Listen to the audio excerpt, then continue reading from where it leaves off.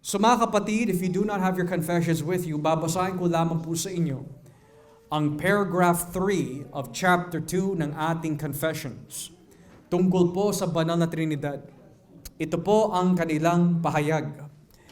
Sa iisang banal at walang hangganang Diyos, mayroong tatlong persona, ang Ama, ang Salita o Anak, at ang banal na Espiritu. Sila ay isa sa kabuuan. Nang ibig sabihin, when we talk about the nature and essence of God, they are all-knowing, all-powerful, and everywhere. Sa kapangyarihan at sa kawalang hanggan, they are all co-powerful, co-equal, and eternal for each persons. Now dito ho tayo.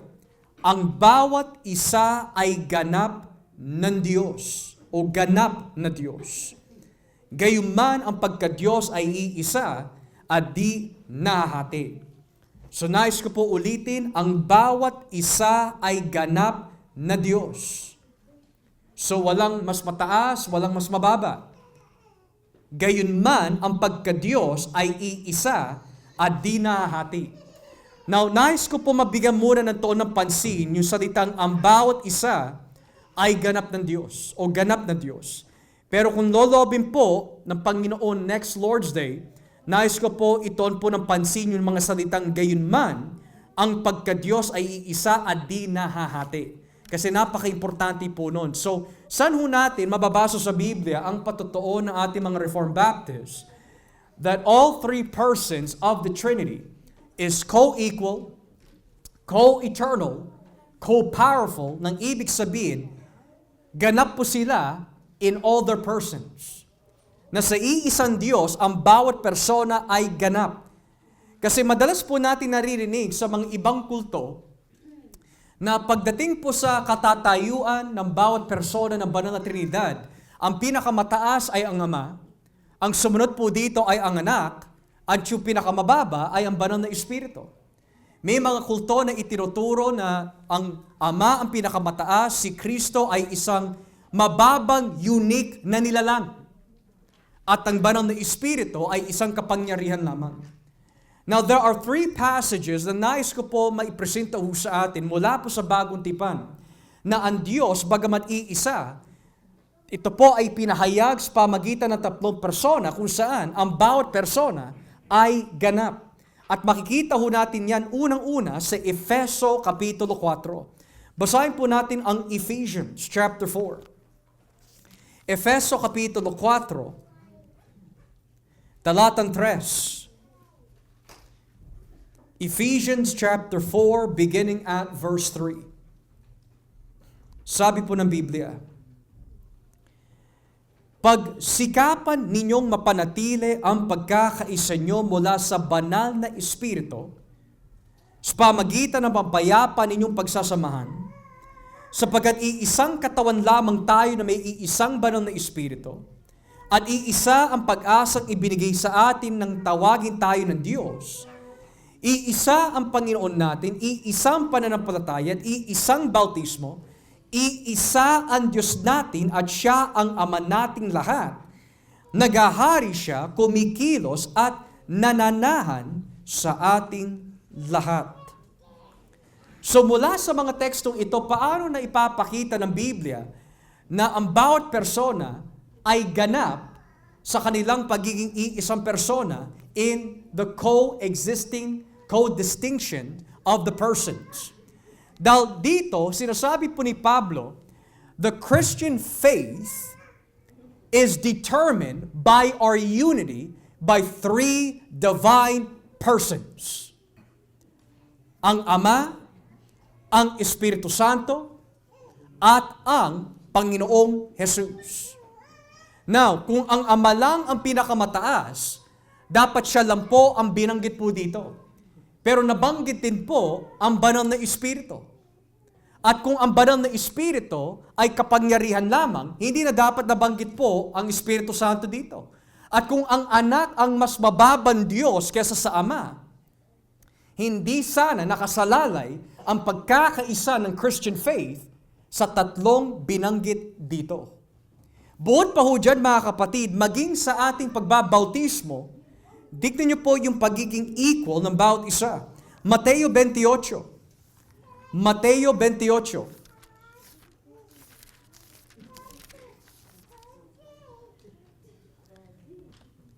Talatang 18. Matthew 28 verses 18 and following.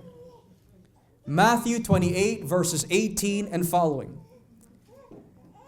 Lumapit sa kanila si Jesus at sinabi, ibinigay sa akin ang lahat ng kapangyarihan sa langit at sa lupa. So that's the sovereignty of Christ.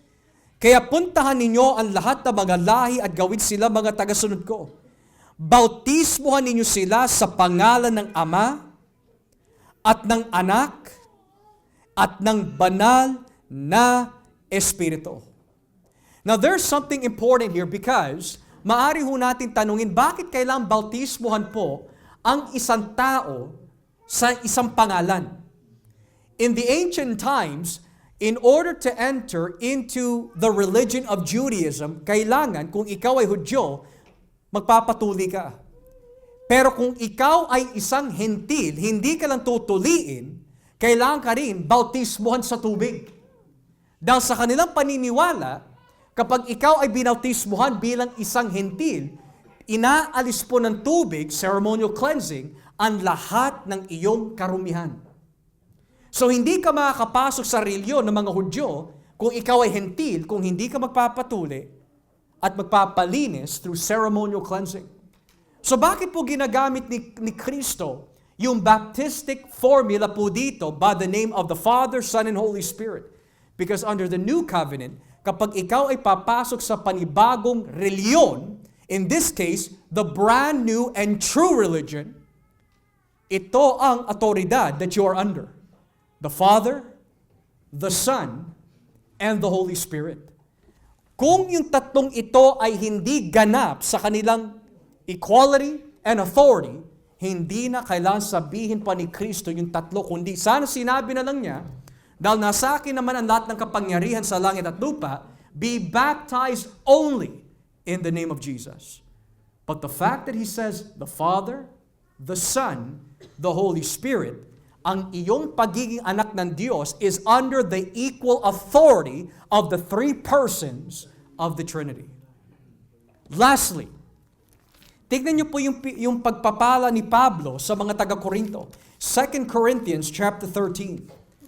2 Corinthians chapter 13, talatang 13. Ikalawang Korinto 13, talatang 13. Tignan niyo po ang nakalagay po dito. Naway, sumainyong lahat ang biyaya ng ating Panginoong Hesukristo. That's one. Ang pag-ibig ng Diyos. That's two. At ang pakikipag-isa ng banal na Espiritu.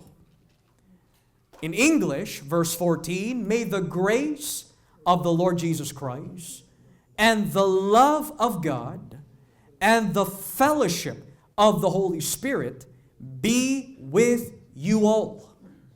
Karagdagan din po ito sa ating napag-aralan kanina. Kung si Maria ay totoo nga, kasing equal ng mga ito, sana, be baptized in the name of the Father, the Son, the Holy Spirit, and Mary. Kung kapantay ni Maria ang tatlong ito, sana nakalagay, may the grace of the Lord Jesus Christ, the love of God, and the fellowship of the Holy Spirit, and the intercessory work of Mary be with you all. Pero tatlo lang ang binabanggit. Dahil ang Ama at ang Anak at ang Espiritu Santo ay nagkakaisa sa pagiging ganap. And if this is not enough, when we talk about the Lord Jesus Christ, basahin po natin on John chapter 5. John chapter 5. At dito po tayo mga kapatid sa talatang 19. Verse 19, kaya sinabi ni Jesus sa kanila, sinasabi ko sa inyo ang totoo, ako na anak ng Diyos ay walang magagawa sa sarili ko lang. Kundi ginagawa ko lang ang nakikita ko na ginagawa ng aking Ama. So hindi sila pwede gumawa ng independent plan, sila po ay nagkakaisa. Kaya kung anong ginagawa ng Ama ay siya ring ginagawa ko bilang anak. Baba po natin ang basa, verse 21. Kung papaanong ibinabago ng Ama ang mga patay at binibigyang buhay ang mga ito, ganoon din binibigyang buhay ng anak ang sino mang gusto niyang bigyan nito. And then lastly, verse 26, may kapangyarihan ang Ama na magbigay ng buhay. Ganoon din naman, may kapangyarihan ako na kanyang anak na magbigay ng buhay dahil binigyan niya ako ng kapangyarihang ito. So in other words, what the Father can do, the Son can do. Pastor, what about the Holy Spirit? Well, the Father is the one who predestines. The Son is the one who atones for the sins of those predestined. And the one that is given life, kung saan itinubos ni Kristo ang kanilang mga kasalanan, ay ang banal na Espiritu. Nang ibig sabihin, ang Ama ang pumipili, ang Anak ang nagtubos sa kasalanan ng mga pinili, at binibigyan ng Espiritu Santo ng buhay na walang hanggan through application ang mga pinili ng Diyos. So hindi pwede magkahiwalay ang tatlong persona sa kanilang mga plano at gawain and even sa mga katangian po nila because they are all equal in the persons of the Trinity. So with that being said, mga kapatid, meron po ba tayong mga katanungan today with regard to the equality ng bawat persona ng banal na Trinidad? Any questions this afternoon? Okay. So if everything has been made clear, mga kapatid, purihin po ang Panginoon. We will pray and then we will resume into our respective fellowship groups.